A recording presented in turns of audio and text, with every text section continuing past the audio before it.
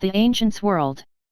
Chapter 360, Diving into Elenahiers Dungeon 6. Sarah and Haley finish off the boss, and an explosion of blood and light comes from the area where they're fighting. My eyes land on Sarah, and I see his entire body glowing in golden light, and his hair is floating in a non-existent wind.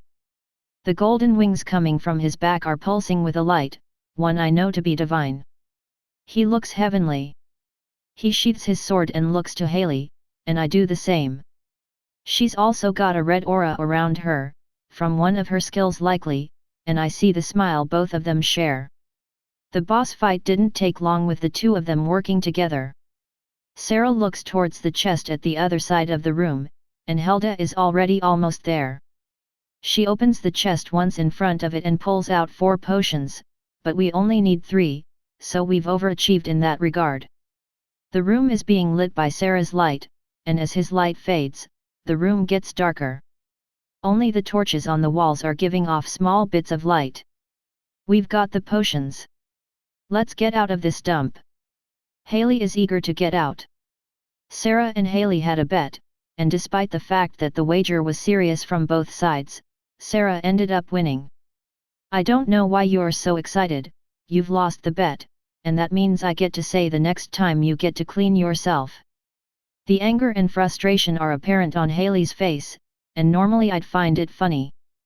This time, I feel bad for her. She grits her teeth and stomps her way in front of Sarah, sticking her finger in the middle of his face. Hey! They've yet to vote. We have no idea who won. So why don't you shut your face? A snicker escapes my lips, and I'm quick to suppress it before it becomes a laugh. While it's true that the votes from all of us are yet to be tallied, it's obvious he won. She's wanting to leave and clean herself before the votes are officially in. You two can finish this later. Until then, drink these. Helda tosses a potion to both Haley and Sarah, and I find my heart skipping a beat at the risky move. They catch it with ease, and Haley is quick to drink the potion. A silver light engulfs her, and her hair becomes a golden blonde. Her ears elongate and gain a pointy tip, and her eyes change to a light blue from their original blue-green. She'd look absolutely beautiful if not for the fact she's covered in blood. The look suits you, Haley. Who knows, you might get a boyfriend now. The hurtful words cause Haley to sock her brother's shoulder, and he smiles. I'll admit that I'm eager to see what Sarah looks like with elven features, and I'm going to miss his dark hair once it's gone. They'll look like this until they dispel the potion's effects or they leave the elven kingdom's borders. Sarah pops the lid off the potion and chugs the liquid inside. He's engulfed in the same silver light, and his transformation begins. His hair turns to a pure white, and his ears become pointy and long just like all elves, and his complexion gets a tiny bit lighter, and his blue-green eyes change into a sharp steel blue. His eyelashes turn white. My breath is caught in my throat. You're so beautiful. The words exit my mouth far louder than I intended them to. He turns his head towards me, and my eyes meet him, and my heart stops for a second. He moves closer with a smile and stops a few inches in front of me, and I find myself looking up at him with my mouth agape. Take it you prefer this look over my usual? If you ask me, it's a little godish for my taste, don't you think? He lowers his head, and we're eye to eye.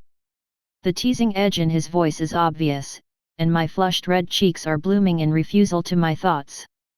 He does look so much more godly. I love the way he looked before, and I know I prefer it, but the way he looks now, he's irresistible. What my mind is jumbled as his lips move in closer to mine, and his steel blue eyes peer into me. My body leans forward without my doing, and my lips close in on his, but before we can connect, he pulls away and places his hand on my head, giving me a head pat in the process. Too bad, I can't do such actions with you until the votes are tallied. My body is hot. He's made me aroused before, but my legs are shaking. He walks over to Helda to talk to her, and I shake my head, getting the muddled thoughts out of my head. My eyes land on Jasmine, and she has a look of shock from both Haley and Sarah's transformation. Helda tosses Jasmine her potion too, and she immediately down it. hoping for a similar transformation. She goes through the same process as Haley, and the only difference that Jasmine has is her hair is a lighter blonde. Looking good, Jasmine. You'll drive all the boys crazy when we reach a city. Leela is fast to compliment Jasmine, and I walk over to her. She is very attractive, and with the elven features, those are only enhanced more. Her smile gets wider and wider at all the compliments she's getting. Sometimes a girl needs to hear those types of things like beautiful and pretty. Alright, everyone, let's use the exit stone at the other side of the room and get out of this dump for good. Helda announces the next step, and Haley is the first one over there, and if there could be smoke behind her, there would be. Sarah waits for me to walk beside him, and we're the last two to join the group. Helda places her hand on the dungeon, and we're all teleported out of the dungeon and back outside the entrance. The sun is still high in the sky, and we have plenty of daylight left, and now comes the part that Haley is dreading. However, Haley is nowhere to be found. POV, Sarah Adamo. Location, outside Elenahiers dungeon, Elven Kingdom. Time, 1:32 p.m. Figures she'd run off to the nearest river or lake, and I don't really mind. She's my sister and I love her. Despite the fact we made a bet, a girl needs to be clean, and I can respect that. My attention is more on my level. I'm now level 196 and 40% through the level. This has been a spectacular dungeon in regard to leveling. Too bad it's one of the most disgusting dungeons I've ever been in, and all of us are looking forward to getting a chance to clean up. I'm looking forward to seeing my features as an elf, cause while I love my human look, seeing myself as a different creature can be interesting. If Sally's reaction is anything to go off, I've lucked out on this. My eyes land on the girl next to me and she's quick to avert her gaze. She can't keep her eyes off me. I know that once she gets used to this look, she won't act like this. She's experiencing something new and fascinating. It's okay to look, Sally, you know I look at you all the time, you have the same right as I do. She covers her face in pure embarrassment with her hands. Author's note, below this line, I'll be keeping Sarah's player information. That way, I won't have to place it into the story above anymore. It takes about 180 words up. Slayer, Zirn, level 196. EXP, 40/100%. Title, The Son of Archangel Michael, Hidden. Stats: Strength, 7095, Endurance, 7045, Dexterity, 7215, Speed, 8240, Focus, 19660. Mana Aura Control, 6/100%. Health, 76.56 trillion/76.56 trillion. Mana, 216.6 trillion/216.6 trillion. Stat points, 50. Armor rating, 500. Inventory: Dice of Wayland, Divine, Hardened Tree Sap Armor, Very Rare, The Witness, Legendary Sword, Fenrir's Whistle, Divine, Sally's Dresses, 5x Camping Gear, Food Rations, 4x Dried Meat, 4x Fishing Poles, 2x Fish, 8x Festival Garbs, 2x. Passive perks: Inheritor of the Sword, Son of Heaven, Slayer of Evil, Holy Willow Trees, Savior, Finder of Legends, the Divine who has legend, destined for greatness, Dungeon Diver, and Overachiever. Active skills: Heaven's Light, level 59 325/5900, Protected by Heaven, level 59 225/5900 level 0.77 4600/13000, Parry, level 5380/5300, Double Strike /A King Slayer /A Raging Machine /A Winged Glory, Angelic Flight, Divine Pressure, Exertion, Divinity Pulse, Controlled Fun. Chapter 362, Next Stop, City of Wessixs 1. Helda has informed us that the city of Wessixs is the closest population center. Once there, we'll be able to get a carriage and supplies on the rest of the journey to the Elven capital.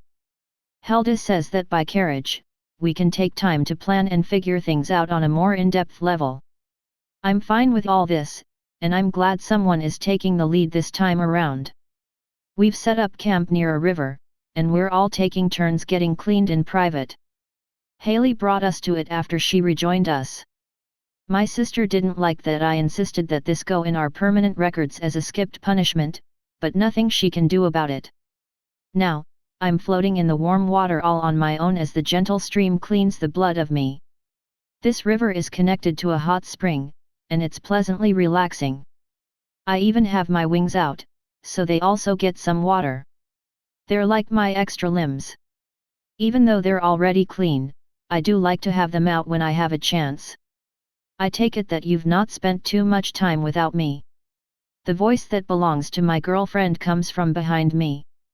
Small waves are created as I turn my body, and my wings splash some water around. We lock eyes, and she's already out of her clothes. Sally's long blonde hair is covering her chest, but I can clearly see her lower region without trouble. My eyes are up here. Her voice is light and easy, and she steps forward. She walks into the water and straight to me. Her arms find themselves wrapped behind my head, and there is only a couple of inches between our lips. I feel her hand run on my wings and through my feathers, and it gives me goosebumps. She's never touched my wings like this before, not so affectionately. I'm glad that I can make you have this kind of reaction, Sarah. Her voice is lower, just slightly. She sounds a tad out of breath as she talks too, and the next thing I feel is her rubbing her thumb against my ear. My new elven ears, and I'll admit that looking into the reflection of the water earlier made me freeze a little.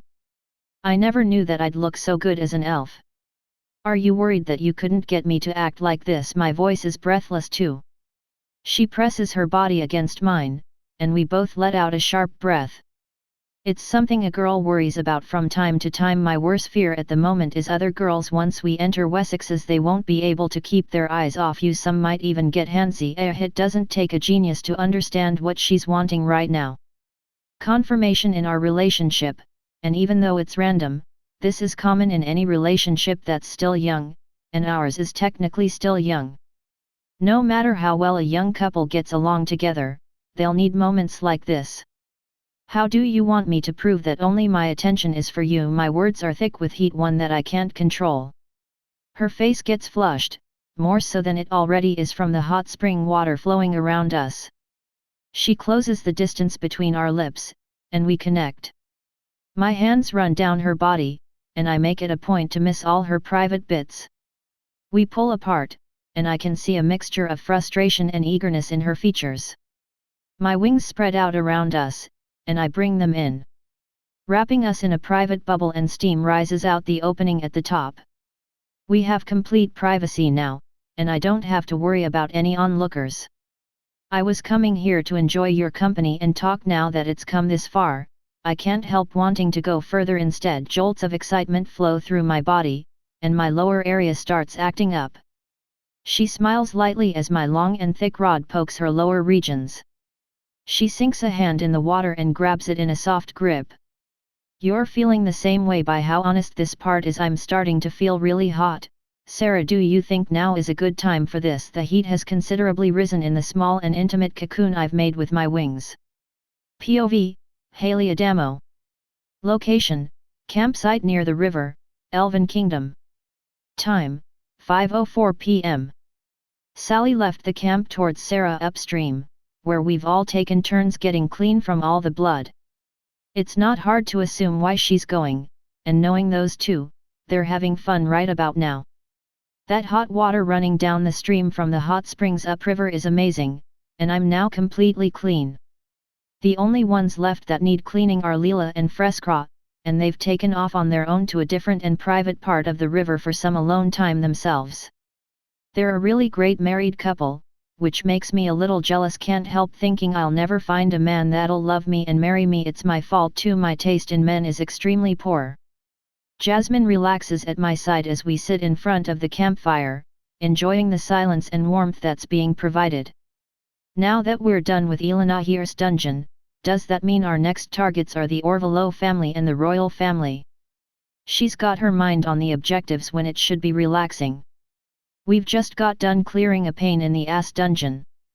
Taking a load off and relaxing is a natural step, and she should do the same. You need to get your mind off the mission for a little while. Relax and enjoy the moment, and think about things that aren't pertaining to problems. You'll age faster if you never stop and take a moment to catch your breath. Dad taught me that when I was trying to find my job as an actress. Jasmine stays quiet but releases a long sigh after a couple of seconds. The sun hasn't set yet, and there are still a few hours of daylight left. I'm looking forward to getting a good night's rest before we're back on the mission. What do you think about clouds, how they're made and why they exist? Jasmine can sometimes astound me. Not because that's a stupid thing to ask or say, but because there are things that she was never taught, and it's known what clouds are in the ancients' world. Gaia. However, she was never given a formal education, and it explains a lot of the questions she has. They're made of water and sometimes other elements too. She scoffs, the answer underwhelming to her. POV, Heldivora. Location, campsite near the river, Elven Kingdom. Time, 5:10 p.m. Sally and Jasmine seem to be having a pleasant conversation, and while I'd like to join them, I don't think that's the best thing right now. The reason being is Melly has something important to talk to me about, and I'm waiting for her. It's probably about Ashburn and what to do with him. Her thoughts have been on him, and what came out.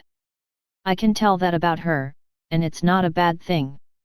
If she could ever love anyone like a woman loves a man, then Ashburn has the best chance, but that doesn't mean it's even close to being set in stone. I'm glad that you've waited this long, sorry to keep you waiting. My thoughts are interrupted by Melly's voice behind me, and I turn to see her. Author's note, below this line, I'll be keeping Sarah's player information. That way, I won't have to place it into the story above anymore. It takes about 180 words up. Slayer, Zirn, level 196. EXP, 40/100%. Title, The Son of Archangel Michael, Hidden. Stats: Strength, 7095 Endurance, 7045 Dexterity, 7215 Speed, 8240 Focus, 19660. Mana Aura Control, 6/100%. Health, 76.56 trillion/76.56 trillion. Mana, 216.6 trillion/216.6 trillion. Stat points, 50. Armor rating, 500. Inventory: Dice of Wayland, Divine, Hardened Tree Sap Armor, Very Rare, The Witness, Legendary Sword, Fenrir's Whistle, Divine, Sally's Dresses 5x Camping Gear Food Rations 4x Dried Meat 4x Fishing Poles 2x Fish 8x Festival Garbs 2x. Passive perks: Inheritor of the Sword, Son of Heaven, Slayer of Evil, Holy Willow Trees, Savior, Finder of Legends, the Divine who has legend, destined for greatness, Dungeon Diver and Overachiever. Active skills: Heaven's Light level 59 325/5900 Protected by Heaven level 59 225/5900 level .77 4600/13000 Parry level 5380/5300 Double Strike and /A King Slayer and /A Raging Machine and /A Winged Glory Angelic Flight Divine Pressure Exertion Divinity Pulse Controlled Fun. Chapter 363, Next Stop, City of Wessixs 2. Melly takes a seat next to me and relaxes. You're not going to like that I'm about to talk about, and it's not about Ashburn. Okay, now I am worried that's what I figured this conversation would be about, but instead, it's something I'm not going to like. I've already made up my mind about this decision. I have a bad feeling about this. She never acts like this, not unless it's serious, and by the way she's making it sound, it's very serious. Whatever it is, I'm sure that we can handle it. There hasn't been anything we couldn't overcome together. We've been friends for centuries, and I think of her as my family. Nothing can stop us when we're working together. Her features take on a sadder look, and she turns her eyes towards the ground, avoiding my eye line as much as possible. When we're done with the Orvelo family and the royal family, I'm leaving the partnership and taking my own path. Wow, okay, I don't even know how to respond to that. She's leaving? She's actually leaving our partnership? My emotions hardly ever go out of control, but I can't help feeling betrayed and angry about all this. She's just leaving and not even explaining why. You going to tell me why you're leaving? Or is that something that you don't want to do? My passive-aggressive tone is plain and easy to see. I can't help it from coming out. She slowly shakes her head, takes a deep breath, and lets out a long sigh. She looks annoyed, and that deepens my anger at this moment. No, I'm not going to tell you why I'm done. If you want to know, you're going to have to figure it out for yourself. She stands up and heads towards the campfire where Haley and Jasmine are sitting. This hurts. I never imagined something like this happening, not in either of our lifetimes. She's leaving after this quest. She said that if I want to know, I have to figure it out for myself. This is never something that anyone wants to hear. It means that you're the problem, and you can't even see it. She's been hurt by something I've done. More than likely, something I've been doing for a very long time. You don't decide to leave something like this at the drop of a hat and without a justifiable reason. Why couldn't she have just wanted to talk about Ashburn?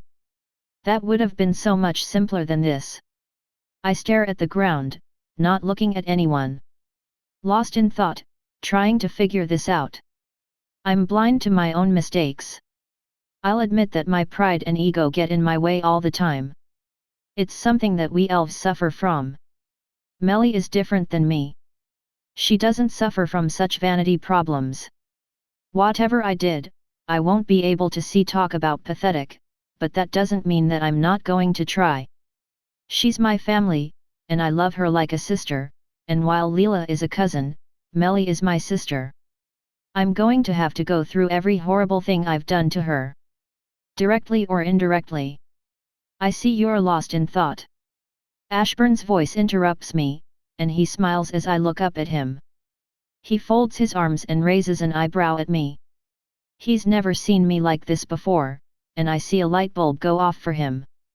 So she finally confronted you about it. It's obvious to everyone, and the fact that you can't see it troubles me. His voice softens at the end of this remark. His words make me angry and also enlighten me a little. What I did, everyone can see it except for me.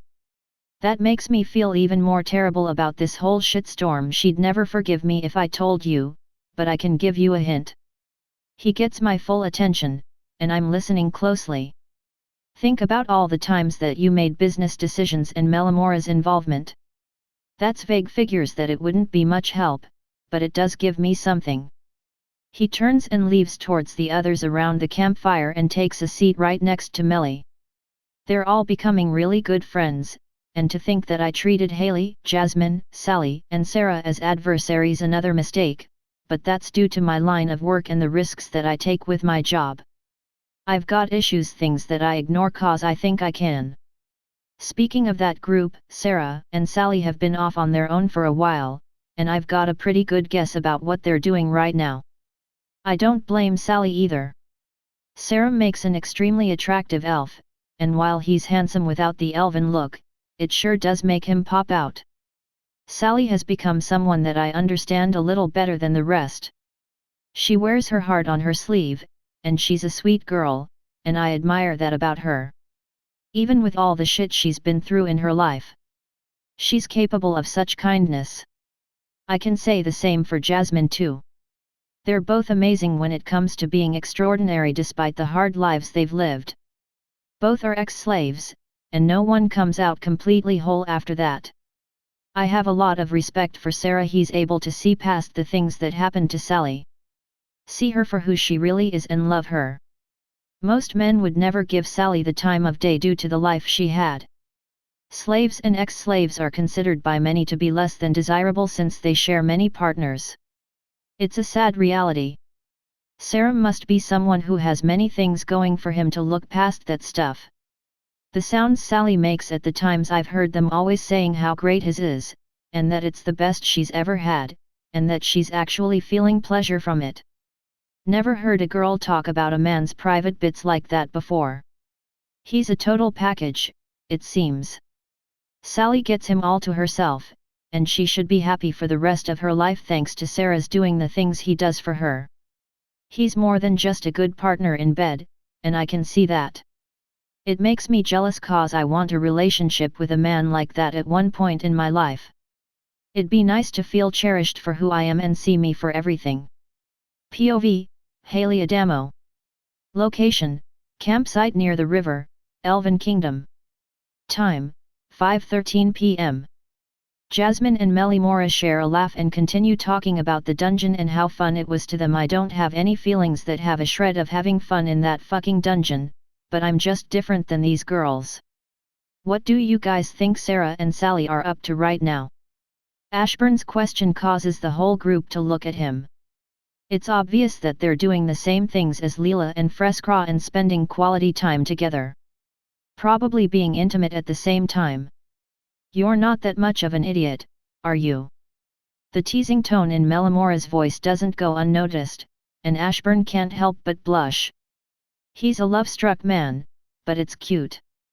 I'll admit that. Jasmine takes a second to understand the meaning behind everything, but she gets it. Despite being an ex-slave herself, she's still unaware of the language of love since she was treated like an object she wouldn't know. Don't worry. You'll find a man that'll love you the same way Sarah loves Sally.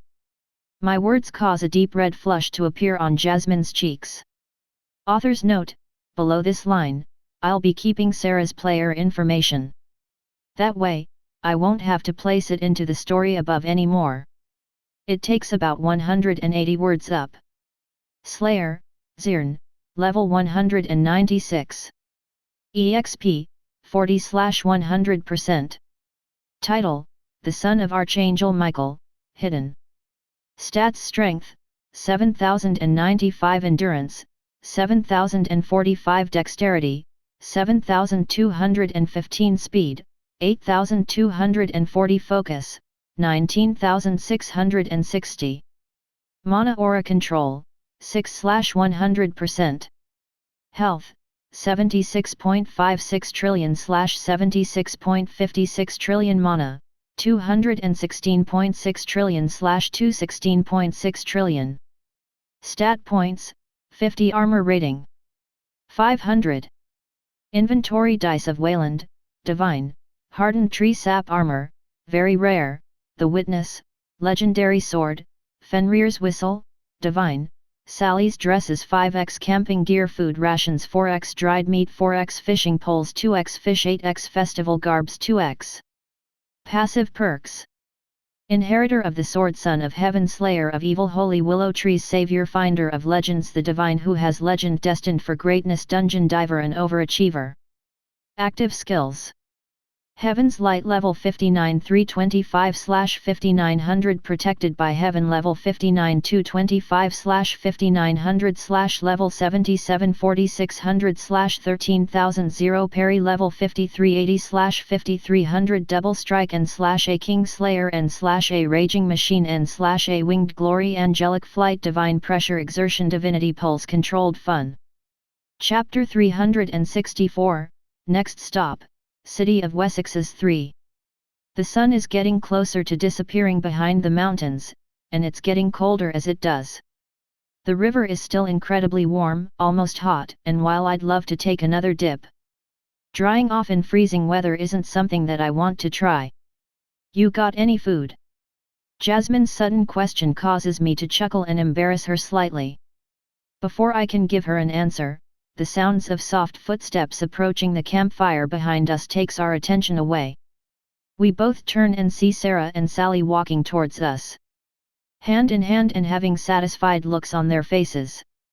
It's hard getting used to the way Sarah looks, and I prefer his human features over his elven ones. There is something strange about seeing the brother I grew up with look any different than how I know him. Sally is pleased with the way he looks like an elf, but she sees Sarah differently than I do. She sees him as a man and lover, and I see him as my annoying brother. You should ask Sarah. He's bound to have food. Sarah lifts his head at us as they finish their approach. Hearing his name being used, he's curious as to why he's the subject of a conversation. Sarah, Haley said that if I wanted food, I needed to ask you. That's not at all what I said. Sarah looks at me and already knows that's not true, but he sighs and opens his inventory, and tosses Jasmine a food ration. While it won't taste great, she'll be full after finishing it. Sally takes a seat next to me, and Sarah sits on a log getting close to the fire. Sally isn't affected by the cold, thanks to her class, but that doesn't mean the rest of us aren't. What took you guys so long anyway? My question has its intended effect and Sally's face flushes red, and she looks away while messing with her fingers. Sarah rolls his eyes and ignores me, knowing that I'm just trying to mess with either him or Sally. Well, we spent some quality time together, it's not like that's illegal. Sally's cute timid voice causes me to smile, and Sarah lays his hand on her head. She covers her face with her hands and tries to seem as small as possible. Jasmine has a knowing embarrassment on her face, finding the subject awkward to talk about. Sarah and I are different not because we're brother and sister, but because we're from Earth. Talking about relationships and physical intimacy is normal on Earth. Be it with your family or friends. Here, it's not something to talk about so openly. Many consider it something that should only be discussed in private with the two in a relationship. It's a social norm that I'm not used to yet, and I know Sarah isn't either. Oh, come in, Jasmine. I get Sally being embarrassed about this topic, but I don't know what's got your checks to red. The tease in my voice causes Jasmine to turn her head away from all of us. Sally and Jasmine are very innocent, and I love that about them. Despite their pasts as slaves, they have excellent moral standing and decency that I admire. Don't make fun of me, Haley. It's weird hearing this. It should only be between them. My sudden laughter causes her to sigh in disapproval and start ignoring me. My attention turns to Sarah, and he's looking into the fire, and I can see how relaxed he is. It helps that we're all clean now. When are we leaving for Wessixs in the morning? Sarah shrugs his shoulders and tilts his head over to where Helda is. So you're just gonna let her plan everything? That's out of character for him. He smiles and nods his head a single time, further annoying me with his lack of responses. He can see that it's getting to me, and he takes a breath. I don't know much about the Elven Kingdom, Haley. Helda and Melly guiding us are saving us weeks of time. Besides, I needed the break. I get that he does take charge the majority of the time. I have no problems with Helda and Melly leading us around. I've come to trust them, seeing how much they want the Elven Kingdom to change. What are we gonna do after we're done here? Jasmine asks us a question that I haven't given much thought to, and Sarah raises his head from looking into the fire and grins. Sally and him probably already have plans, and that's something Jasmine and I weren't here for. Sally and I were planning on some quests, but that might change depending on how this quest goes. We might decide to do something else. His explanation is in typical Sarah fashion, and the best thing to do is ignore him. POV, Sarah Adamo. Location, campsite near the river, Elven Kingdom. Time, 5:54 p.m. I haven't gotten to spend many nights like this. I don't know what to really call it, and some would consider that sad. Seeing the smiling faces of my friends and loved ones was something I used to take for granted. Before, I made my wish to come back, but so much has changed since then, and life is better even if it's not on Earth. Haley's question about what we're going to do after this has my mind distracted. There are many things I want to do, and one of them is figuring out more about these old gods and what they're doing. They've come back thanks to me and my actions, my disregard for the timeline. Everything is messed up, and probably on a path to destruction. I can't be sure, but many things concern me, and that's the truth. What's with the serious look on your face? Sally's voice breaks my concentration. Telling her might cause her to be in the same mental state I'm in right now, and I don't want that burden for her. The knowledge I have will cause her turmoil she's not ready for. There is something else I've come to realize, and that's I can't take Sally with me when the time comes to take on things around my level and life rating. She's be annihilated, and those are probably coming up. Nothing bad, just going over some thoughts that I've ignored to this point. She moves closer and wraps her arms around me. We'll have to split up for a time, and that sucks. That's going to be a bad conversation, but it won't be forever, only until I handle whatever's coming for me. 'Cause I know something is, and if Sally is with me, I won't be able to protect her. Maybe if you share with me, I could help you. She doesn't understand, and she won't for quite some time. POV, Salyandra Orvalo. Campsite near the river, Elven Kingdom. Time, 6:01 p.m. I don't try and pry answers from Sarah. He does make me worry when he looks like this. It means that he's thinking about some really serious things, and while I feel a little hurt that he won't share them with me, I understand there is a massive power gap between us, and he only wants to protect me. I'm not stupid enough to think I can help him. Not with his responsibilities and destiny. I know that there are great dangers in his future, and being next to him in all those moments won't be possible. I hate the thought of being useless. Some things can't be helped, no matter how hard you try. These aren't the type of things you share, Sally. Instead of saying anything in response to him, I kiss the side of his head. Author's note, below this line, I'll be keeping Sarah's player information. That way, I won't have to place it into the story above anymore. It takes about 180 words up. Slayer, Zirn, level 196. EXP, 40/100%. Title, The Son of Archangel Michael, Hidden. Stats: Strength, 7095, Endurance, 7045, Dexterity, 7215, Speed, 8240, Focus, 19660. Mana Aura Control, 6/100%. Health, 76.56 trillion/76.56 trillion. Mana, 216.6 trillion/216.6 trillion. Stat points, 50. Armor rating, 500. Inventory: Dice of Wayland, Divine, Hardened Tree Sap Armor, Very Rare, The Witness, Legendary Sword, Fenrir's Whistle, Divine, Sally's Dresses, 5x Camping Gear, Food Rations, 3x Dried Meat, 4x Fishing Poles, 2x Fish, 8x Festival Garbs, 2x. Passive perks: Inheritor of the Sword, Son of Heaven, Slayer of Evil, Holy Willow Trees, Savior, Finder of Legends, the Divine who has legend, destined for greatness, Dungeon Diver, and Overachiever.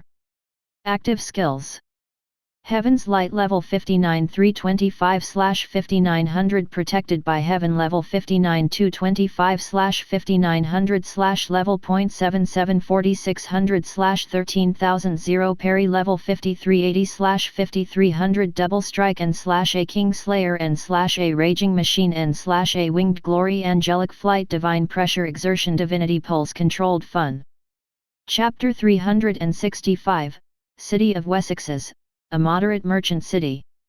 Last night, I actually got some decent sleep, which is unexpected. The morning has been easy, and we wasted no time packing up our camp and making our way here. Wessixs is within view now, and there are plenty of carriages coming and going from the main gates. Helda wasn't lying when she said it's one of the more busy cities.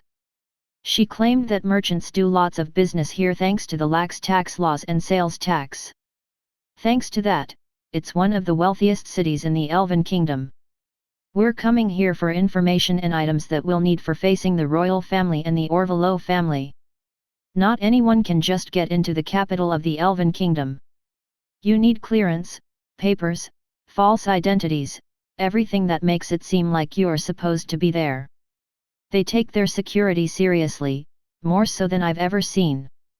I know where to go and who to talk to, so we'll rent rooms at an inn, and you can let me handle everything. Helda has proved her value time and time again. We look elven, but that's all we have at the moment. Looking as we do now serves the basic need to blend in. If we came in here and stayed in our human looks, we would have been attacked on sight. Remember, don't take to people and avoid groups. You look like elves, but you know nothing of our customs. Melimora is adamant that we follow these rules. I have no qualms against not speaking to anyone. I wasn't going to in the first place.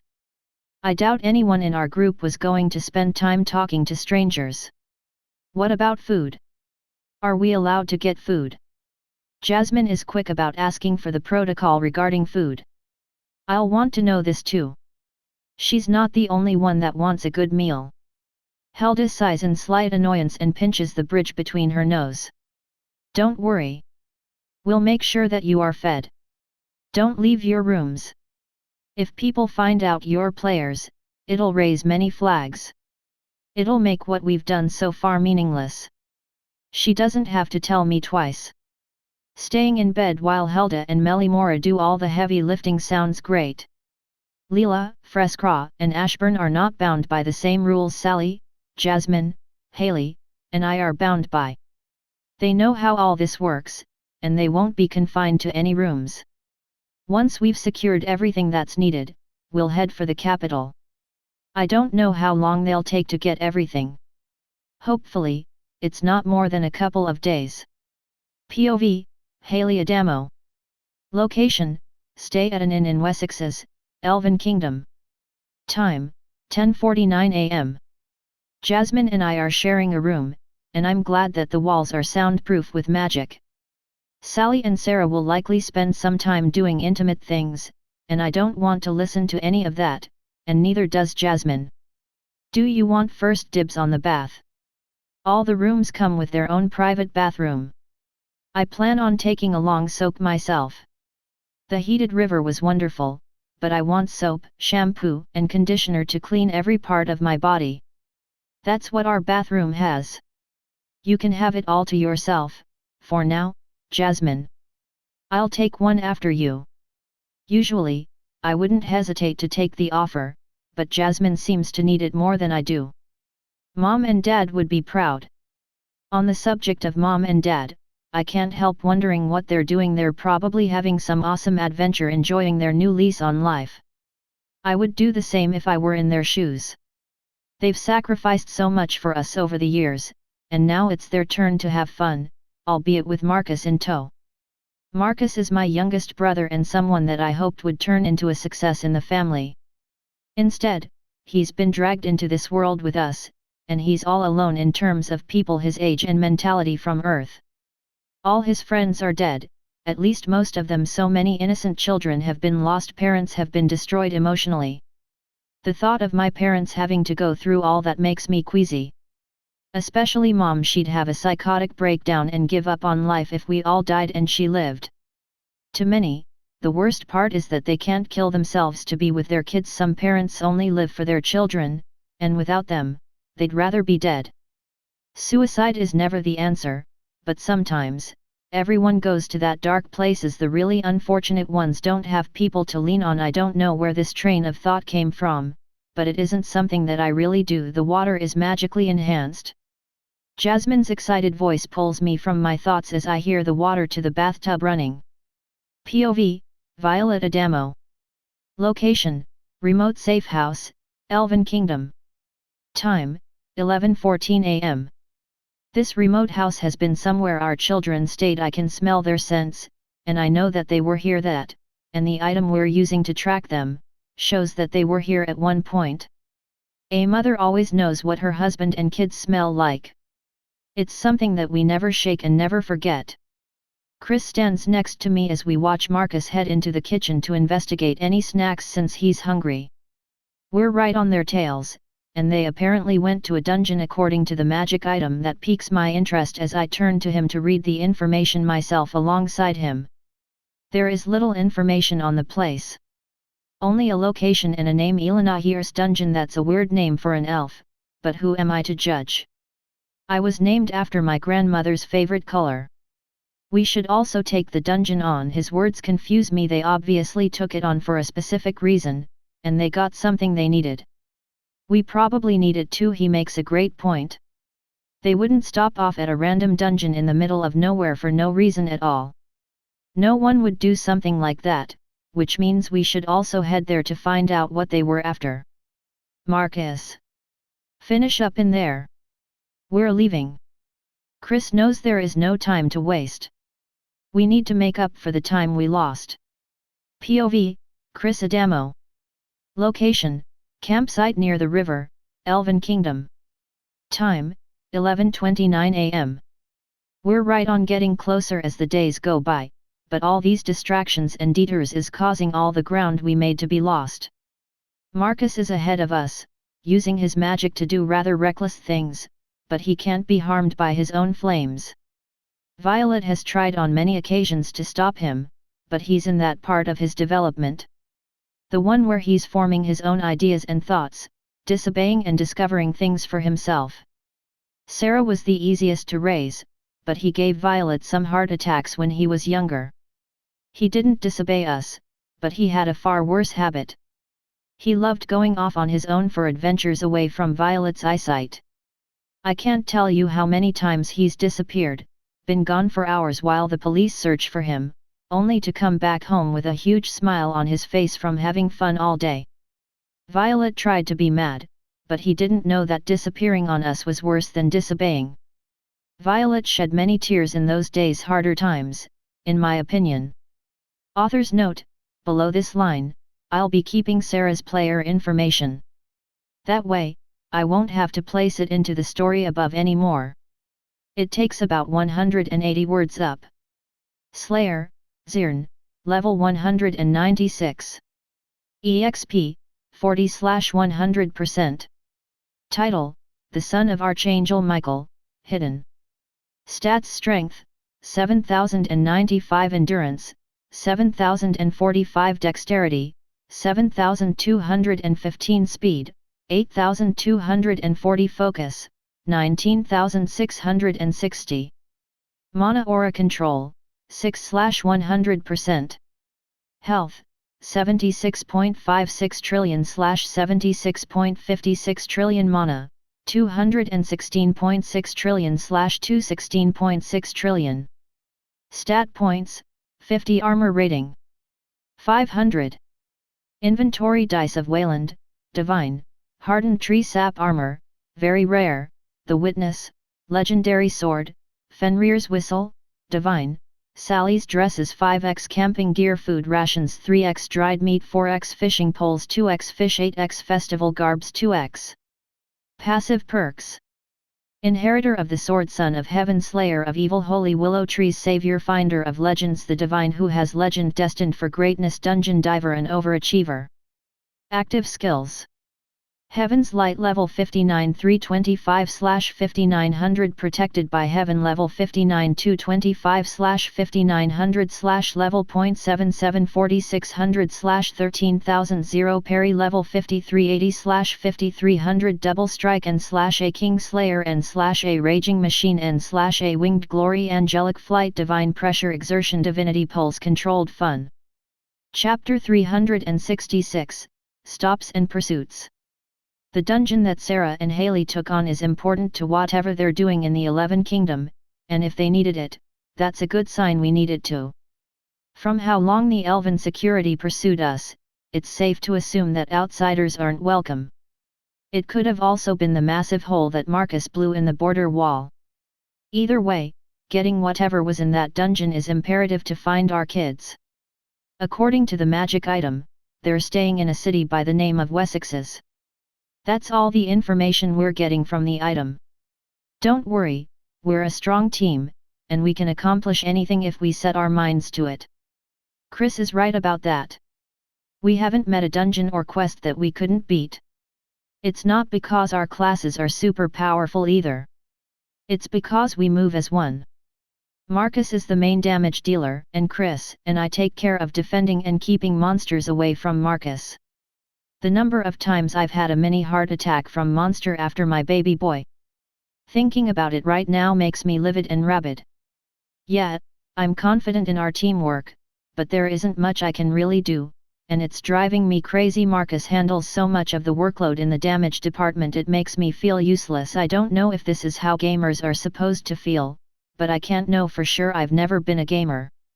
It could just be me. Chris rubs his thumb across the top of my hand, and the sensation calms me. Being with my other half, being with Chris, he's given me more happiness than I could have ever imagined. Don't worry so much.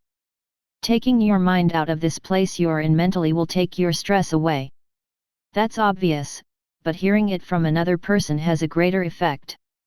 Marcus grabs our attention, and we see what he's pointing at. A beautiful view comes in, and my mind is wiped blank. We all stand near the edge, and the vast forest continues into another mountain range. The peaks are high and covered by clouds. Snow is scaling down, and as it gets closer to the forest, it starts to disappear.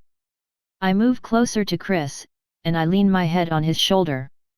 A piece of me wants to stay here and relax with Marcus and Chris, but those thoughts are quickly crushed by my drive to find my other two children. Mommy, do you think that all of this has been explored before? My youngest son's question isn't one I can answer, but my best guess is that it hasn't. POV, Sarah Adamo. Location, staying at an inn in Wessixs, Elven Kingdom. Time, 2:27 p.m. My eyes are closed as I relax my body on this bed, but my mind is racing. It's been a while since I last heard from Helda and Melimora, and I'm starting to get a little worried. They must be having a harder time getting the things we need for getting into the capital than I thought they would. If they need help, we wouldn't know. They also didn't tell us where they were going. We'd have no idea where or who has them, and if they have been captured by someone, then it's likely they know about us too. This is just the planner in me, the piece that makes sure that I have all the possible points covered even if I can't see them. Stop worrying about them. My sister's voice comes from my side, and I turn my head and open my eyes to look at her. Haley and Jasmine are hanging out with Sally and me. Things got pretty boring, and now they're here to pass the time. They're all engaged in a competitive match of the Shattering a card game that's exclusive to the Ancients world, to Gaia, one that I'd find fun myself with. I had a deck to play with.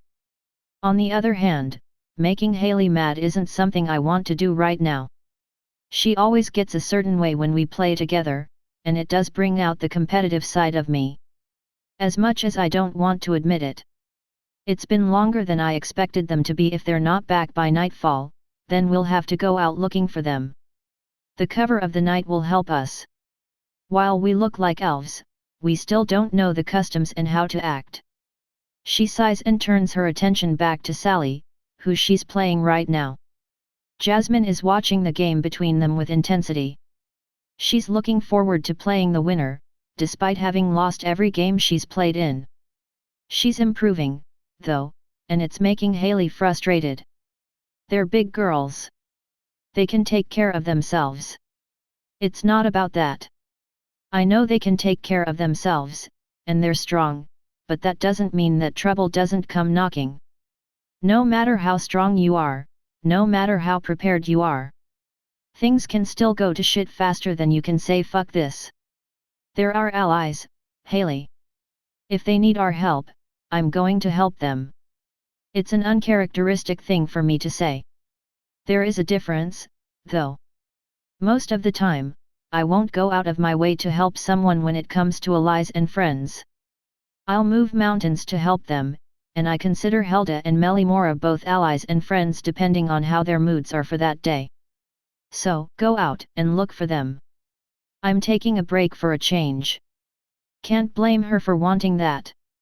Sally looks nervous at the rising tension between Haley and me, assuming that a fight might end up breaking out. Why don't you take my spot for me, Jasmine?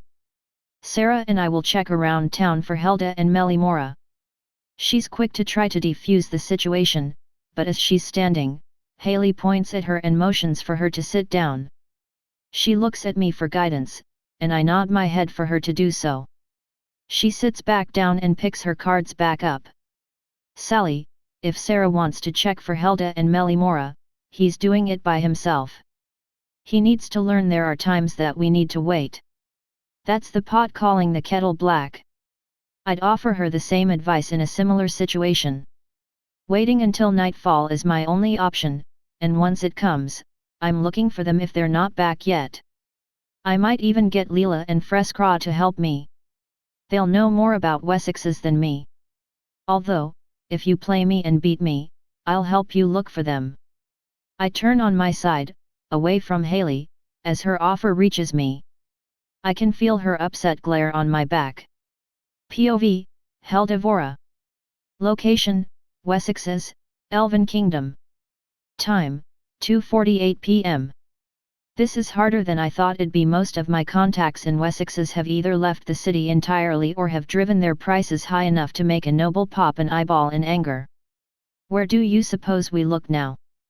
Realaz is the last person that I know that might still be around. Realaz, a scum of a person, and even worse of an elf. Doing business with the parasite isn't something that I want to do, but I don't think I have any choice right now. Knowing him, he'll demand different forms of payment, but we might luck out, and he could be sane for once. Who am I kidding? Realaz is never sane. We'll need to be on our toes in there cause he's always got powerful guards with him. Author's note, below this line, I'll be keeping Sarah's player information. That way, I won't have to place it into the story above anymore. It takes about 180 words up.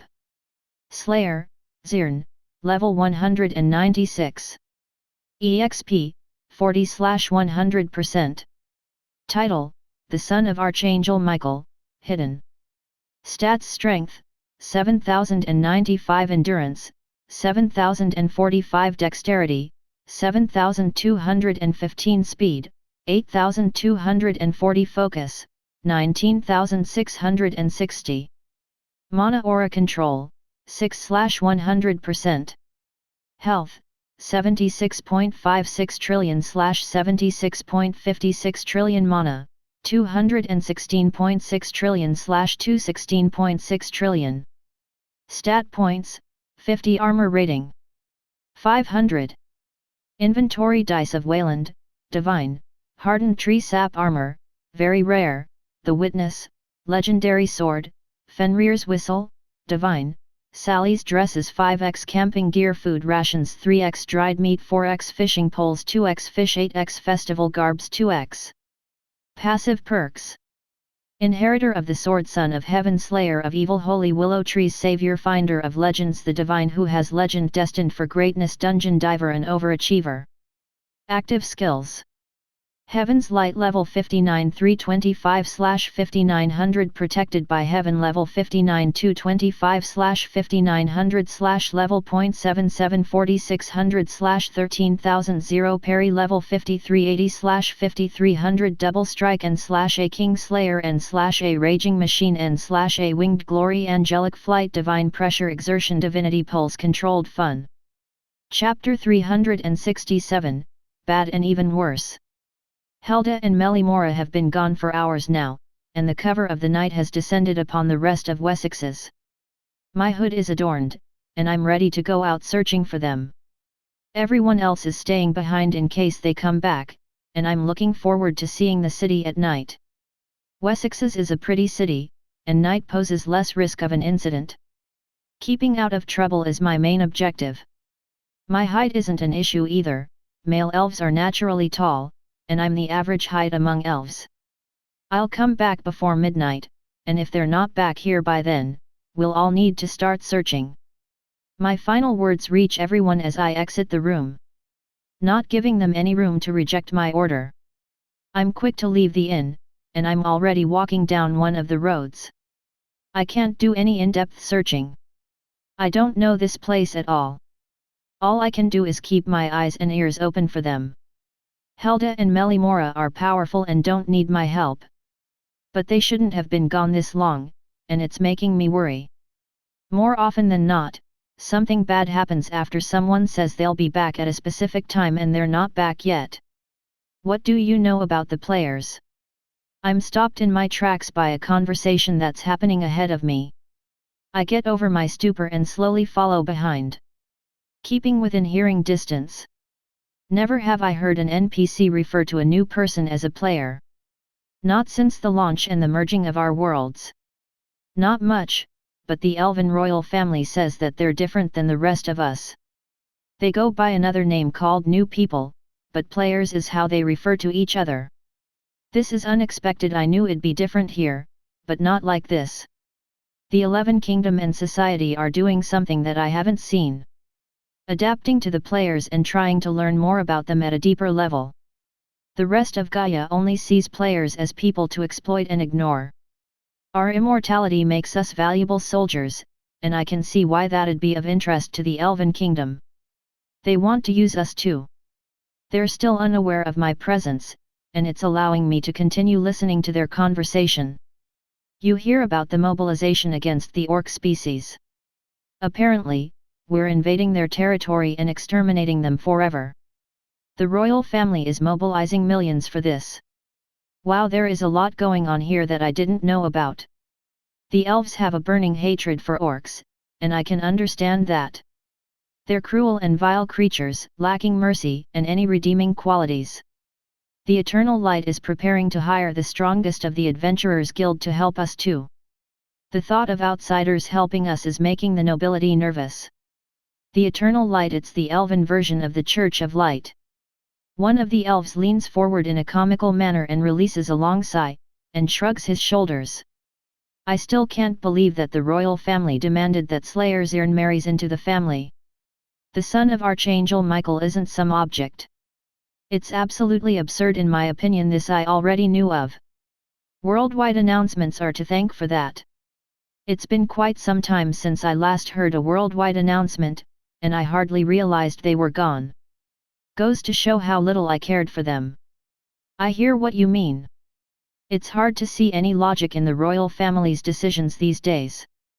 They've been ruling since before I was born. Never thought I'd overhear such an interesting conversation on a night stroll. I also don't relish the thought of being treated like an object that can be handed around. That gives me some perspective on how some people feel, and I thought it was bullshit. Probably cause I've never objectified someone, but I understand now. Do you think civilians will be asked to join in the crusade against the orcs?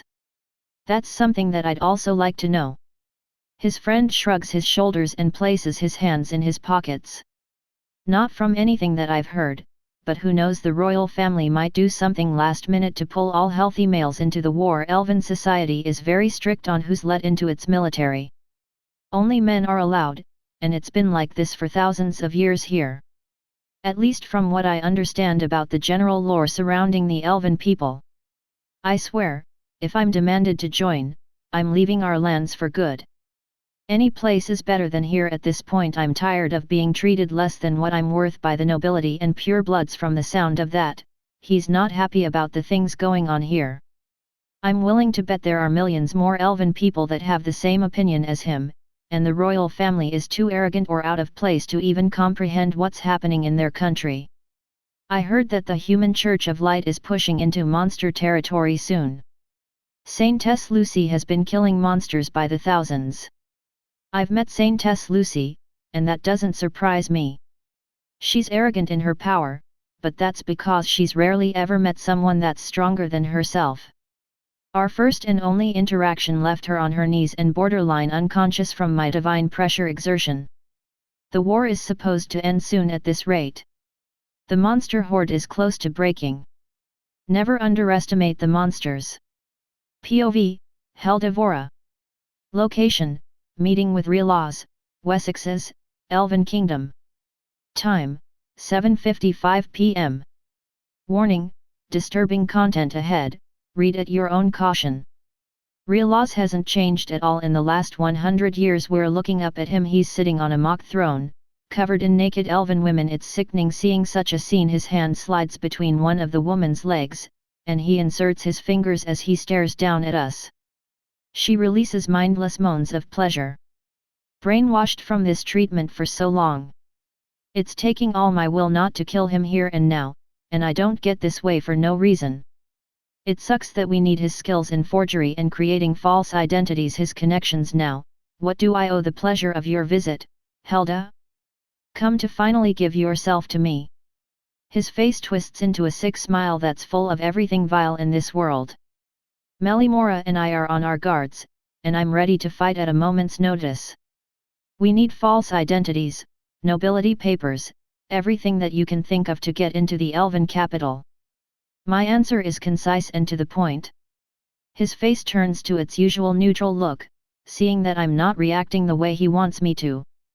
He stands up, and the women around him move off of him and out of the way. He's completely naked himself, and it's a disgusting sight. He's covered in sweat, and the odor from their activities is all around the room. The only thing that makes this somewhat acceptable is his tiny penis. Like what you see. Neither Melimora nor I have looked anywhere other than his face. He holds out his arms and a robe appears out of thin air, and he wraps himself. Follow me so we can discuss business. I don't want the horse to hear about my work. He starts walking towards one of the doors, and we follow behind him. His demands are always outrageous and sick, and I'll try to find some form that doesn't involve physically pleasuring him or finding someone who will. Author's note: below this line, I'll be keeping Sarah's player information. That way, I won't have to place it into the story above anymore. It takes about 180 words up. Slayer, Zirn, level 196. EXP, 40/100%. Title: The Son of Archangel Michael, Hidden. Stats: Strength, 7095 Endurance, 7045 Dexterity, 7215 Speed, 8240 Focus, 19660. Mana Aura Control, 6/100%. Health, 76.56 trillion/76.56 trillion. Mana, 216.6 trillion/216.6 trillion. Stat points: 50 Armor Rating, 500. Inventory Dice of Wayland, Divine, Hardened Tree Sap Armor, Very Rare, The Witness, Legendary Sword, Fenrir's Whistle, Divine, Sally's Dresses 5x Camping Gear Food Rations 3x Dried Meat 4x Fishing Poles 2x Fish 8x Festival Garbs 2x. Passive Perks: Inheritor of the Sword, Son of Heaven, Slayer of Evil, Holy Willow Trees, Savior, Finder of Legends, the Divine who has legend destined for greatness, Dungeon Diver and Overachiever. Active Skills: Heaven's Light level 59 325/5900 Protected by Heaven level 59 225/5900 level 77 4600/130,000 Parry level 5380/5300 Double Strike and /A King Slayer and /A Raging Machine and /A Winged Glory Angelic Flight Divine Pressure Exertion Divinity Pulse Controlled Fun. Chapter 368, Unbelievable Demands. We enter Reelaw's office, and it's covered in lavish decorations. The scum of an elven man doesn't know taste if it looked like a woman. He sits down in his chair and looks towards us. Please, take a seat. He waves his hands to the two chairs that are free, and he's only doing this to make more tension. We're not sitting down, no matter what. He lowers his hand on the table and releases a sigh, more for theatrics than anything else. Fine, be that way. We'll get right down to business. Melimora and I are watching every move he makes. I can get you what you need to get into the capital with no problems, but my price has gone up. Not a lot of business in Wessixs these days. His tone is drawn out. Slowly gaining excitement and knowing that what he wants is something only true monsters provide. Some of my women have passed due to some extenuating circumstances. My stomach turns as he speaks. He enjoys torturing and sexually abusing women, and sometimes men if they're pretty enough. A truly sick creature. He leans back in his chair, having laid down the terms of his work.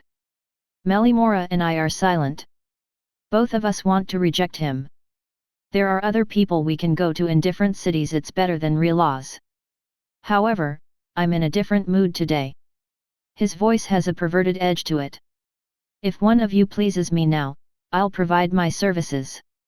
It takes all my willpower not to draw my dagger. This is a complete waste of time, and Melimora is already turning towards the door, and I follow. Oh, I'm just kidding, ladies. I know how you feel about me. What I really want is to meet that lovely elven blonde that you arrived in town with. Him knowing about us doesn't surprise me, but we ignore him and exit out of the door, closing it behind us in the process and making our way towards the exit of this facility. He was undoubted talking about Sally, and if he knows about us, he knows where we're staying. He'd be a fool to attack them. Sally is strong and would kill that insect quickly. What do you suggest we do now? Melimora brings up a good point. Riolaz was the last person I knew of in Wessex that could help us get what we need. There is another city, but since there is no fast way to get there, it'd take a couple of days on foot. Quicker by carriage, but still the city of Larrow is to our northwest, and there are people that I know there. Larrow is our best option after here. Inconveniences are named as such cause they make things far more complicated than they need to be. Wow, we haven't been to Larrow in what? 135 years? I wonder if they still have the best ice cream after all this time. I'm doing the same thing, trying to get my mind off the women enslaved to Riolaz. I'd kill him if I could, but when you kill a person like Riolaz, word gets around. Everyone that can provide what we need to get into the capital won't provide us any services. Fearing that we'd kill them the same way we killed Riolaz, it's just the business. We exit the location and start walking down the street, but I spot a familiar face as we're getting closer to the city center. Seems like Sarah got antsy waiting for us. My elbow connects with Melly's shoulder, and I point towards Sarah now that I have her attention. She moves towards him in the same stride I am. What are you doing outside the inn? My voice is in a whisper as Sarah turns his head and sees us. He's wearing his hood, and the reason he stood out to me is thanks to his extravagant elven features. He folds his arms at the tone he's received from me and has an amused smirk. One that doesn't have any ill will, just genuine intentions. Take it that whatever you've been through tonight has put you into a sour mood. He hits the problem right on the head as he always does. My anger and hate directed at Riolaz is making me overly emotional at the moment. Sarah sees my look and gains a serious air about him, and I can tell that he will be persistent with this. What happened? You haven't given a look like that in the entire time I've known you. Now even when we were messing with each other in the carriage ride. Hiding the truth can only come back to bite you, and I sense no reason not to tell him. Sarah is level-headed, and the likelihood of him doing anything rash isn't probable. We met with a contact. He has a taste for beautiful women and enslaving them.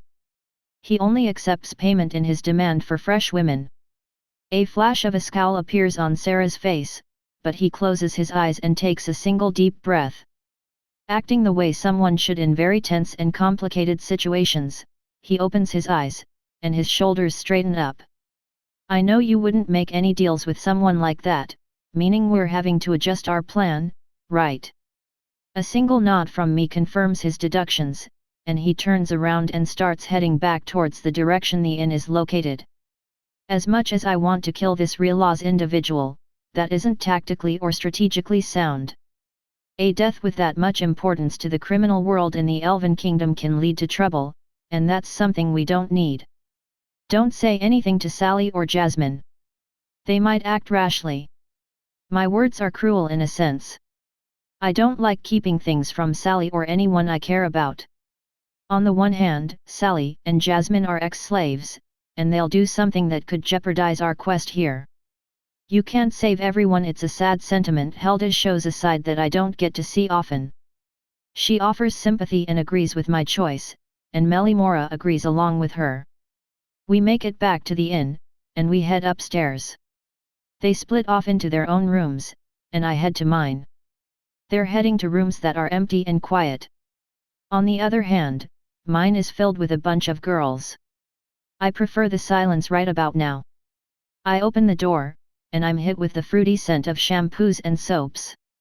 My eyes land on the room, and there is no one here. My ears pick up laughter coming from the bathroom and steam coming from the slightly cracked door. Seeing no desire to get screamed at, I head over to the bed and plop down. Our bathroom is bigger than the rest, so I understand. Why they're all bathing together is something I won't understand.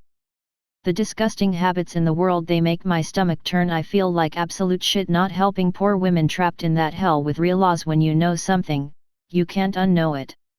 Please forgive me my contractions and flaws, my dodging and accepting of responsibility. Can I really call myself a man? My eyes slowly close, and I drown out the sounds coming from the bathroom, and a numb silence fills my thoughts. Clearing my mind of the world and my problems, the demons that are eating away at my mind, a moment of peace, traded for denial of my responsibility, such an ego. Author's note: below this line, I'll be keeping Sarah's player information. That way, I won't have to place it into the story above anymore. It takes about 180 words up. Slayer, Zirn, level 196. EXP, 40/100%. Title: The Son of Archangel Michael, Hidden. Stats: Strength, 7095, Endurance, 7045, Dexterity, 7215, Speed, 8240, Focus, 19660. Mana Aura Control, 6/100%. Health, 76.56 trillion/76.56 trillion. Mana, 216.6 trillion/216.6 trillion. Stat points: 50. Armor rating, 500. Inventory: Dice of Wayland, Divine, Hardened Tree Sap Armor, very rare, The Witness, Legendary Sword, Fenrir's Whistle, Divine, Sally's Dresses, 5x Camping Gear, Food Rations, 3x Dried Meat, 4x Fishing Poles, 2x Fish, 8x Festival Garbs, 2x. Passive perks: Inheritor of the Sword, Son of Heaven, Slayer of Evil, Holy Willow Trees, Savior, Finder of Legends, the Divine who has legend, destined for greatness, Dungeon Diver, and Overachiever. Active skills: Heaven's Light, level 59 325/5900, Protected by Heaven, level 59 225/5900 level .77 4600/130,000, Parry, level 5380/5300, Double Strike and /A King Slayer and /A Raging Machine and /A Winged Glory, Angelic Flight, Divine Pressure, Exertion, Divinity Pulse, Controlled Fun. Chapter 369, A New Enemy Approaches. The stench from rotting corpses whiffs through the air, and even on this massive balcony, I can smell it above the city. My view of the city of Faradia from here shows how massive it is and how much damage it's sustained. My lady, the bodies have been tallied. A priestess enters onto the royal balcony and informs me of some news. We're using the abandoned and partly destroyed palace as a base of operations here in Faradia. This massive capital city was lost in the war against the monster horde, but when we arrived here 2 days ago, there was no occupation of monster forces. A dead city filled with corpses is what greeted us, and now we're tallying the dead. My body is ridged as I turn, and I try to steel myself. It's been so much work, and I feel like I'm burning out. I wish I could retire like Alex is doing. Gather the officers and commanders in the main hall. We'll need to discuss our next move there. She bows her head slightly and walks through the door and back into the room, leaving me on the balcony alone. Why didn't they occupy Faradia? This is a strategically valuable kingdom and has many routes and rivers leading into other lands for future invasions. The entire kingdom of Faradia has been empty. It's like the monster horde came through, killed everyone, and left. They didn't even take the women. That's out of character for the monsters. The signs obviously point to monster forces, and the way the people were killed match the same type of wounds inflicted by the monster horde's weapons and attacks. What the hell is going on? When an enemy does something that breaks their current pattern, it should bring you concern. It's a great indicator that things are changing on the opposition's side. There are times to think about this in the meeting. I leave the balcony edge and the view of the ruined city. Taking the same path, the priestess too. We've brought them along to bless the dead and try to help any survivors with injuries, along with our forces' sustained injuries. They've been a great help. The halls and carpets are stained in crimson, and the smell permeates my senses. I've grown sick and tired of war fighting endlessly. All of this started with the arrival of players and Slayer Zern's actions against the Orc army. Getting to the main hall takes no time at all, and once there, I look out towards the massive makeshift table, and all my forces' officers and commanders are silently waiting for me as I approach my spot. There are papers in front of every seat, waiting to reveal how many have died in total in the kingdom of Faradia. Let us see how great of a loss the human race has suffered in this assault against Faradia. Everyone steps forwards at my words and takes a seat in the rough and ragged chairs, and I do the same. The wood is quite uncomfortable, but this is war, not tea time. We take the reports, and I see the faces fall on everyone, and as I read the number, I grit my teeth in anger. Over 260 million have been slaughtered. I've never seen such high losses on our side before. Why would they kill everyone? Taking the women would have helped them in the end, right? An officer I don't know the name of speaks what everyone is thinking. There are collective sighs and groans from around the room. Everyone is scanning the more in-depth data, and I see the amount of death for the children and elderly. Not a single life was spared, and the few survivors we have found are too traumatized to talk. This is unacceptable. We need to retaliate again. That won't work. The monster horde's territory has been abandoned. It's the reason we're here and searching for them. When my forces invaded the monster horde territory, there was nothing left. All monsters and enemy forces were nowhere to be found. We can't retaliate against an enemy we can't find. They've switched tactics for this war. The discussion continues, but I'm too consumed by the amount of dead. There are too many possibilities to know what happened to them, or what this means for our war. We've been tracking the movement of their armies, and this is where we've been led. What is their goal? The conversations and debates all halt at my words. I'm honestly surprised that anyone heard me. I bring up the most important point to talk about. Everyone is silently waiting for a deeper explanation and a new avenue of discussion. If we can find out their goals, we can find out where they're going. They didn't take the women, meaning they no longer need them. They've abandoned their territory and are moving in massive numbers, attacking kingdoms wherever they can find them. It's almost like they're searching for something. What they're searching for is beyond me at this point, but I can only guess that it's hidden from them. Everyone in the room is thinking deeply about my words, and we all hear a voice that isn't a part of the table. When we bless the bodies, the souls of the dead are sometimes left behind in pieces, which is strange. The priestess drops a huge piece of information. When mortals die, you go to either the underworld or you go to the overworld. The blessing of the bodies is a church's tradition more than a ritual to help move others on. If there are pieces of souls left behind, then they're being taken.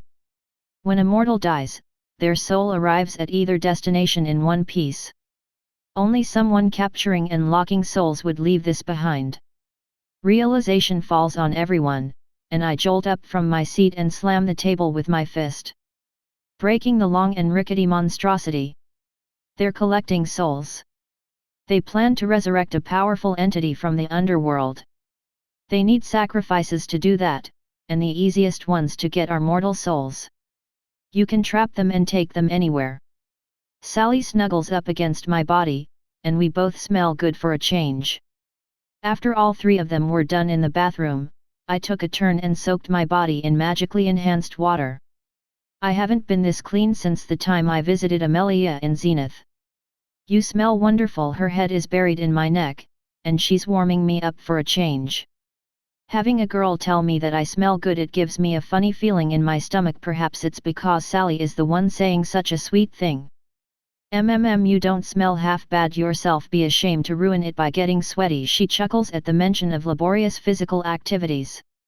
She glides her hand up and down my chiseled stomach. The feeling of her fingernails give me goosebumps, and they cause my heart rate to rise. Luckily, that's the only thing that's rising right now. Yeah, ruining it by getting sweaty would suck, but if we both get back in the bath right after, then we won't stink. Her voice is ridden with temptation, and I'm hardly able to resist. My body betrays my mind in the end. The new tent in the blanket makes Sally raise her head and smile at me. Right before sinking under the covers and heading towards my lower half. I close my eyes to enjoy this. Author's note: below this line, I'll be keeping Sarah's player information. That way, I won't have to place it into the story above anymore. It takes about 180 words up. Slayer, Zirn, level 196. EXP, 40/100%. Title: The Son of Archangel Michael, Hidden. Stats: Strength, 7,095 endurance, 7,045 dexterity, 7,215 speed, 8,240 focus, 19,660. Mana aura control, 6/100%. Health, 76.56 trillion/76.56 trillion mana, 216.6 trillion/216.6 trillion. Stat points, 50 armor rating. 500. Inventory dice of Wayland, Divine, Hardened Tree Sap Armor, very rare, The Witness, Legendary Sword, Fenrir's Whistle, Divine, Sally's Dresses 5x Camping Gear Food Rations 3x Dried Meat 4x Fishing Poles 2x Fish 8x Festival Garbs 2x. Passive perks. Inheritor of the Sword, Son of Heaven, Slayer of Evil, Holy Willow Trees, Savior, Finder of Legends, the Divine who has legend destined for greatness, Dungeon Diver and Overachiever. Active skills. Heaven's Light level 59 325/5900 protected by Heaven level 59 225/5900 level .77 4600/13000 0 parry level 5380/5300 double strike and /A King Slayer and /A Raging Machine and /A Winged Glory angelic flight divine pressure exertion divinity pulse controlled fun. Chapter 370 Politics. News from the Church of Light has been enlightening and worrying at the same time. The monster horde has been preparing for something far darker and sinister than anyone could have imagined. You've been out here for hours. Come back to bed. My lovely wife and Queen Tessa decides to join me on the balcony attached to our room. Being out here helps clear my head when problems start to pile up, and no matter how fast I solve them, they're constantly popping up. Sorry, just thinking about the reports that the Church of Light has sent out to all us rulers. Even the ones that are independent such as ourselves. She knows what I know. I don't keep things from her. She's a ruler of this kingdom too. She leans her head on my shoulder and looks out into our beautiful capital with me. Her white hair is cascading down, and it's taking my breath away.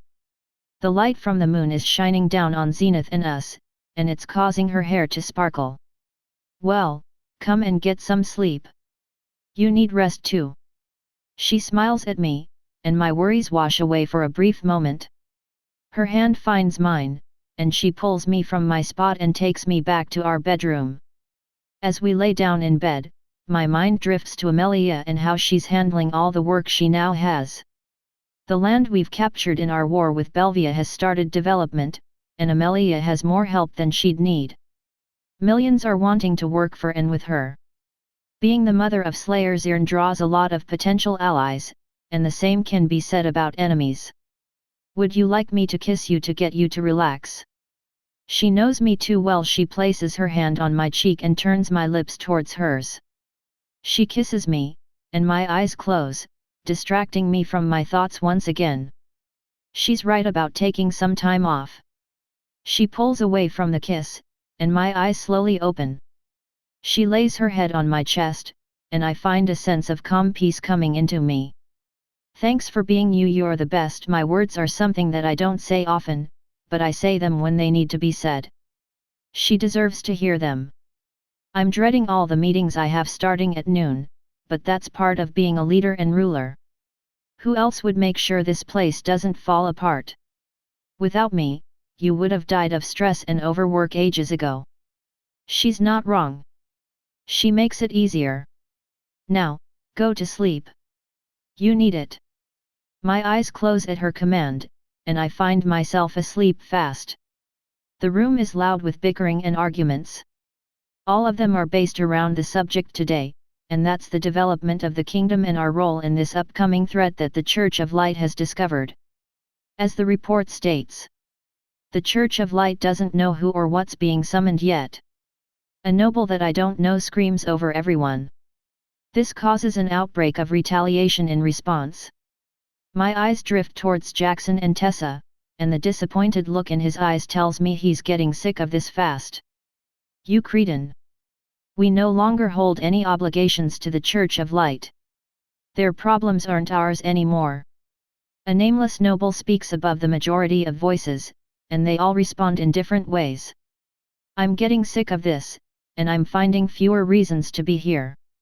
Wasting time with this is costing valuable learning time that I can be used to develop the land that's come under my possession. Instead of saying anything, I stand up and leave my seat, heading for the doors to the palace. Lady Zirn, what are your thoughts on this? Jackson's voice rings out, and silence ensues. My head turns, and I look at all the nobles that are waiting for me to speak. We need to decide on what takes priority, which is why I'm leaving to do something that's important to the kingdom. You can argue as much as you want, but nothing is getting done by doing so. Leaving no room for any follow-up questions, I leave and descend the stairs into the courtyard. My personal guards are immediately at my side, and they keep me protected as we continue towards my carriage. This life has far more things I don't like than I do. The carriage starts to move, and my escorts surround my carriage. People notice me and try to shout and scream out requests. It's hard. They don't understand that I don't have powers like my son. I can't heal their sick and wounded, and I can't give them the salvation that only someone like my son can. Many see me as a saint and less of a noble. It's why many refer to me as lady, respecting that I'm the one that gave birth to everyone's hope. My lady, do you wish to read the reports on the status we've made? My head butler takes my attention away. The holograms of the rest of the council members fill the room, and we're discussing the possibilities of what might be summoned. What we do know is they're constantly on the move and taking as many mortal souls as they can. Be them human, animal, insect, pretty much anything that's considered alive. Disregarded their own forces, of course. We all listen to the topic. We have so little information to go on, and this entire situation isn't going to end well. Need I remind everyone that this isn't the first time that they've tried to summon a creature from underworld either. Last time, Fenrir took care of them before we could. The Pope's voice reminds me of that day. Being in the presence of Fenrir was unlike anything I've ever seen or felt. The beast of Ragnarok and the eater of gods was far more powerful than Slayer Zirn, and I'd not want to meet up with Fenrir again. There is an upside to this. Slayer Zirn and Fenrir are friends. That could be used to help us. It turns my stomach hearing some of the ideas that are bouncing around this meeting. Why have we fallen so far? My eyes close, and I try to think about all the information that we already have. What we should really be asking is who's willing to help us. More kingdoms are becoming independent, following King Jackson's stance. The monster horde isn't defeated. It's just disappeared. My topic of conversation causes silence from everyone. The threat of the monster horde is still very real, and there isn't anything we can do at the moment. They've completely dropped off the face of Gaia. You bring up a great point, Saintess Lucy. One that I don't know the answer to. Alex lowers his head and pinches the bridge of his nose. His replacement will be selected soon, and will be stuck with a new person as Pope. Tracking them down and locating where they're doing the summoning ritual is imperative to stop this. Should we reach out to King Jackson? He could say something to Amelia and she could speak to Slayer Zirn. We need their help. An idea that I've heard many times but always fail rings in my ears again. This is becoming monotonous and pointless. Author's note: below this line, I'll be keeping Sarah's player information. That way, I won't have to place it into the story above anymore. It takes about 180 words up. Slayer, Zirn, level 196. EXP, 40/100%. Title: The Son of Archangel Michael, Hidden.